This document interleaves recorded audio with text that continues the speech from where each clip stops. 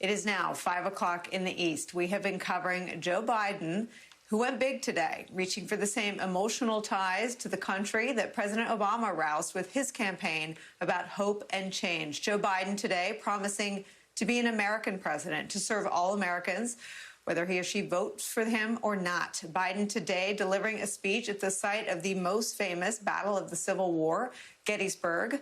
Joe Biden re-upping themes of unity and tying the battle against racism and white supremacy that drew him into this year's presidential contest to the fight for the soul of the country, as well as the fight against this pandemic. Biden's message standing in stark contrast to the one projected by his opponent, who today spread disinformation from the White House so egregious, some of it was flagged and taken down by social media companies. Donald Trump continuing to downplay the virus, even as he continues to battle coronavirus himself. Joe Biden's Gettysburg address is where we start this hour with some of our favorite reporters and friends. White House reporter from the Los Angeles Times, Eli Stokel's here. Also joining us, contributor to the Griot and journalism and politics professor at Morgan State University, Jason Johnson, and doing a second tour of duty for me today, former Democratic Congresswoman Donna Edwards back with us. Donna, you and I started last hour together. I asked you to come through and start this hour with me because I thought you had the best intuitive sense for what this speech could be. In your view, did it live up to its billing that in Joe Biden's words, this was going to be a speech about the soul of the country? I think it absolutely did, Nicole. You know, one of the things that struck me in this speech, apart from the fact that Biden didn't mention Donald Trump, but he didn't have to. His delivery was presidential. His message was American. It appealed to the best in us. I mean, it called this idea of division, and he laid out all the ways that we're divided, but he also spoke to the ways in which we can heal, the ways in which, under his leadership, we could come together as Americans. And it made you feel good. If you're listening to that speech, it made you felt like you could get a president who was going to deliver on pulling us together. And I think that, you know, if this is Joe Biden's closing message of the campaign, I think it's one that's very, very appealing to those of us who sit at home and wonder how we get out of the pandemic, the racial injustice, economic inequity, and knowing that Joe Biden actually has a pathway for us. And it's one that we understand because we can reach back to our history, knowing that we've been at points of division that we've been able to bridge. And I think being there at Gettysburg showed us that pathway. I thought it was an amazing, excellent way as a closing argument working into these next 28 days. Jason Johnson, I'll be perfectly honest. As a staffer, I felt this sort of staffer angst. You know, this is such a spot. This is such a point in the candidacy with Donald Trump sick and rattling around the West Wing maskless and making proof of life videos for his supporters. There's so much low-hanging fruit to sort of whack at.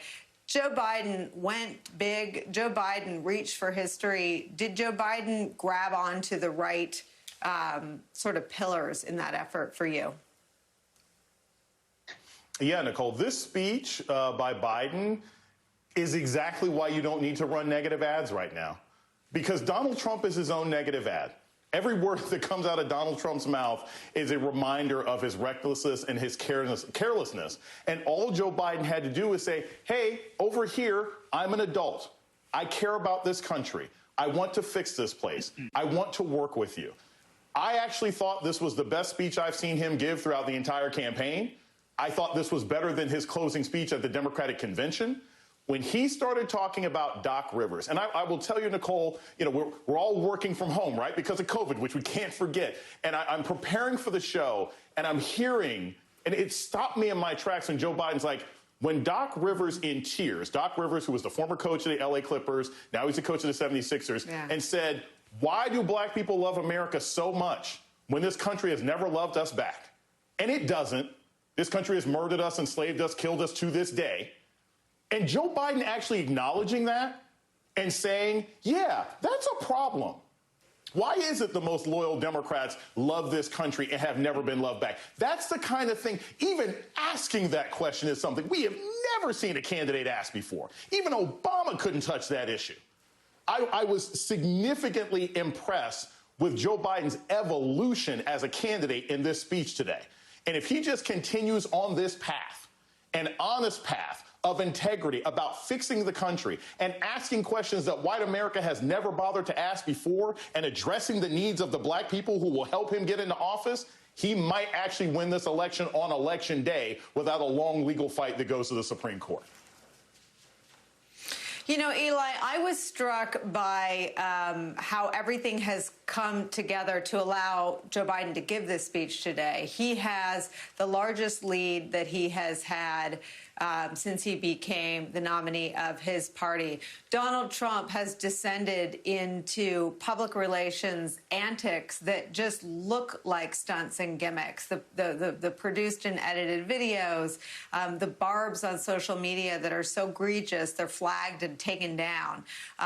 The recklessness with which he went back to the White House, ripped off his mask, and now has a serious outbreak at 1600 Pennsylvania Avenue. He's got members of the military in quarantine today because they may have all been exposed. And Joe Biden was able to give a speech not against that guy, that small guy making YouTube videos, basically, but against the moment, against everything that Trump ushered in. And I don't know how you push back and defend this moment as anything other than hellacious. Well, it's certainly an atomized country at the moment. Everyone does feel divided, does feel like there's all sorts of chaos and, dueling catastrophes with the recession, the pandemic, the racial unrest. And Joe Biden is trying to speak to the entire country here. As Jason said, the contrast with the president is so obvious he doesn't have to say Donald Trump's name. It's just him standing there acting like a normal president that people in the country are used to seeing, even if they haven't seen it for 4 years. And it's easier for Joe Biden because of what Donald Trump is doing to close this campaign. I don't think there are too many people who would have predicted that his closing message would have been, I got COVID because I didn't care and I was right to do it, and I'm such a leader because of it, and don't worry about it after 200,000 people have died. Don't let it control your life. I talked to a Republican consultant this morning doing some reporting on how this is playing, and there's a lot of consternation about Donald Trump's messaging, his behavior over the last week. And this consultant said it's hard to imagine anything else the president could do beyond this to sabotage his own campaign, his own political chances. And then just a couple hours later, what do we have? Donald Trump up in the residence tweeting that COVID talks are over with. Now, obviously, COVID talks were at a long impasse, and blame can, I suppose, be assigned to both sides. But here you have Donald Trump on Twitter, seemingly not in consultation with his chief of staff, people on Capitol Hill, just admitting the same way he did in 2018 with the government shutdown, that he was the one ending the conversation, that he is the reason that Americans will not be getting any more economic assistance, at least before the election.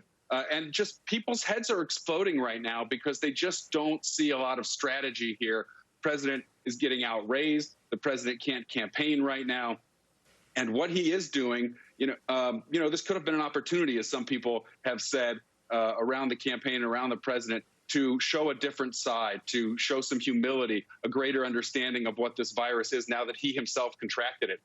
But of course, Donald Trump hasn't seemed capable or interested in doing that. And I think there's just, time is of the essence here. We've got 28 days left, and the polls have really shown that this race that Joe Biden has led comfortably for most of the summer, he's now leading by an even larger margin after the debate and after the weekend with the president in the hospital.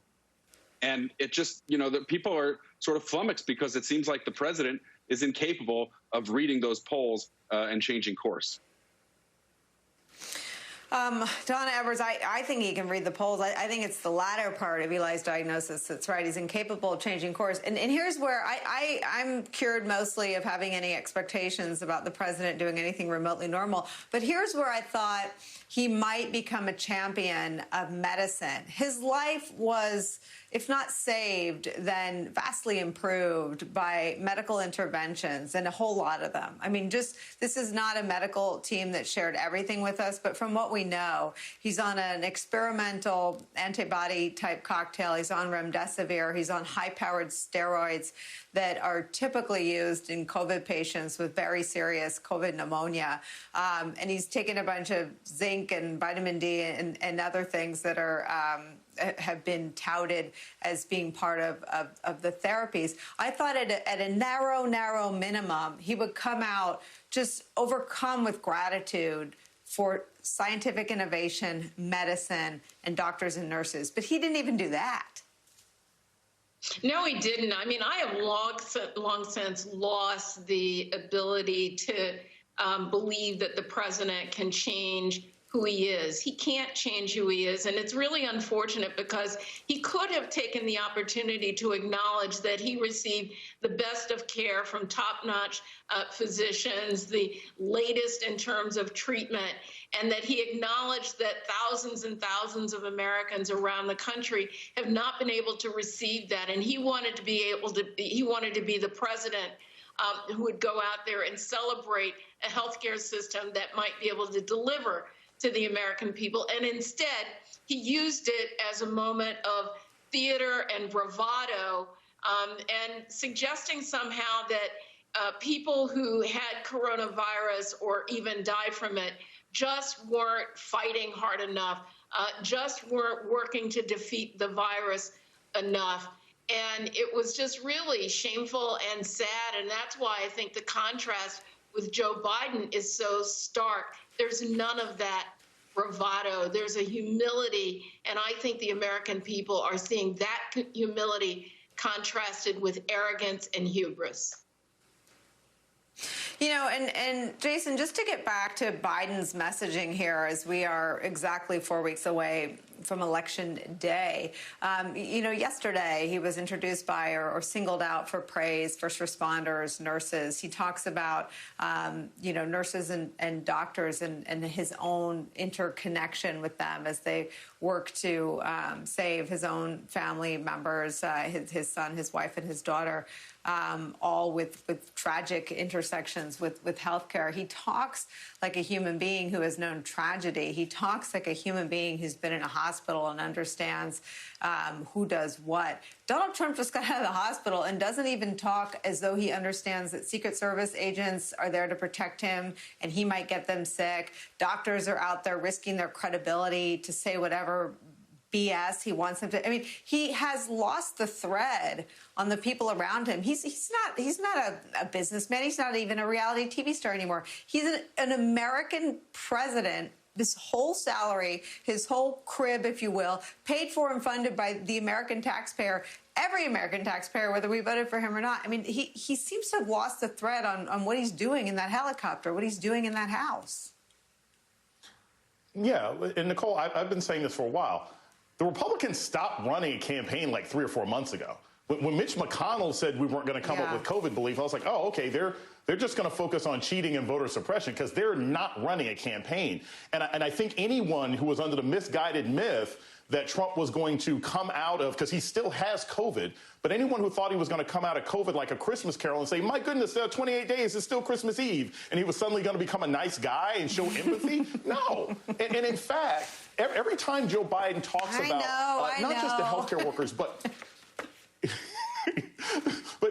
even issues that I think are key are like healthcare, right? Healthcare, which is a winning issue for Democrats, whenever Joe Biden talks about it, he becomes stronger because when you see someone like Trump go through COVID and realize that 6 million Americans have this and it will be a pre-existing condition, and you have one candidate saying, hey, I'm going to keep pre-existing conditions as a part of healthcare, and you have the incumbent president saying, I'm going to get rid of it, putting 6 million more people in jeopardy of not having healthcare, it helps Joe Biden every time he speaks. Yeah. Eli, I want to give you the last word. And I want to ask you about the section of the speech that focused on our country needing to do something about the darkest forces, not just the rancor in our politics, but about the rise of white supremacy. Joe Biden said that he's been working on this speech for a long time. That section feels like something maybe he worked on the way home from the debate last Tuesday night. The White House still, 7 days after that debate, and granted they've fallen ill and they've been busy, they've never answered for Donald Trump's comments in that debate for the Proud Boys, have they? No, they have not. They just got washed away by the coronavirus health crisis that came up on Thursday. But, yeah, you're right. Go back to that debate and Donald Trump basically saying he doesn't like these new laws because they're like a reversal. They even the playing field, and he doesn't like that, the racial redress. And Joe Biden, you could tell he's obviously trying very hard to speak and to show African-American voters that he hears them, that he sees them, that he understands their concerns right now at this moment. And also, I think one interesting thing about the speech that was fairly adroit, he's talking about that as convincingly as he can, but also speaking about public safety and trying very hard not to let President Trump and his campaign set up this false choice between racial justice and public safety, as the president has tried to do, framing this as an either or. Joe Biden's also been skillful doing that on environmental legislation and saying, look, the Green New Deal will create jobs. This is not just a matter of saving the environment and killing the economy. We can improve both if we come at it the right way. I think he's been strategic throughout the campaign and aware of the way the president likes to set up these either-ors and trying to bust through those, to break them down, and to reach out to people on both sides of the political divide and to say, look, we can do this in a way where we're not jeopardizing your public safety, even though we need to take steps to hold police officers more accountable. I think that's been an effective aspect of the former vice president's messaging in the speech today and throughout his campaign. And to Eli's point, the new CNN poll out today shows Joe Biden, I think, with a sizable lead on the question of safety and law and order and protecting citizens, around 10 points. There it is. Oh, this is the general election map, 16 points ahead of his opponent. And here, let me look. On this question of crime and safety, Joe Biden favored by, I'm not great at math, but I think that's 12 points. That was, as Eli said, an either or false choice Donald Trump presented to the electorate. Seems they didn't buy it. Donna Edwards, thank you for spending the better part of both hours with us. I'm really grateful that you were able to stay around. Eli and Jason are staying for longer with us. When we return, the refusal by the White House to